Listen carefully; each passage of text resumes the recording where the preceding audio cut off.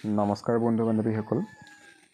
আজি আপোনালোকৰ বাবে লৈ আহিছোঁ বনৰীয়া হাতী আৰু মানুহ সংঘাতৰ কিছু ভয়ংকৰ লগতে নান্দনিক এটি মুহূৰ্তৰ ভিডিঅ'।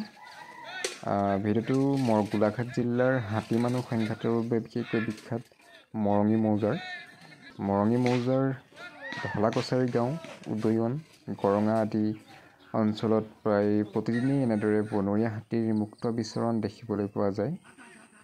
এই জাকটো বৰ্তমান মৰঙীৰ ঢলা-কছাৰী গাঁৱৰ পথাৰৰ পৰা ওলাই আহিছে। কৃষকৰ পথাৰত ধান খাই তহিলং কৰি পুৱাতেই এনেদৰে বনাঞ্চলৰ ফালে গতি কৰিছে।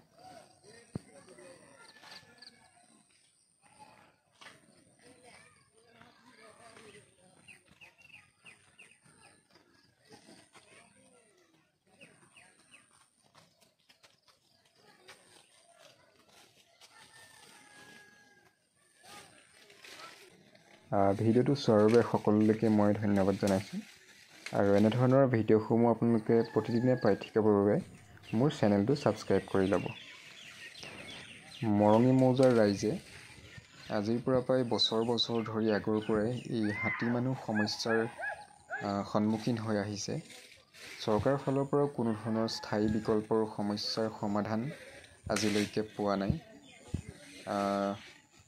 কিছু বিকল্প ব্যৱস্থা কৰিছে, জাতকাটাৰৰ সহায়ত বেৰ দি কৃষকে এইবাৰ খেতি কৰিবলৈ আৰম্ভ কৰিছে, কিন্তু কোনো স্থায়ী সমাধান নাই। যিহেতু এই জাকটোৱেই আজি সেই তাঁৰৰ বেৰ ছিঙি, যিহেতু সৌৰচালিত বিদ্যুতৰ বেৰা, সেই বেৰা ভাঙি পথাৰত প্ৰৱেশ কৰি প্ৰায় ধান খেতি নষ্টই কৰিছে। গতিকে সেয়াও কোনো স্থায়ী বিকল্প হ'ব নোৱাৰে।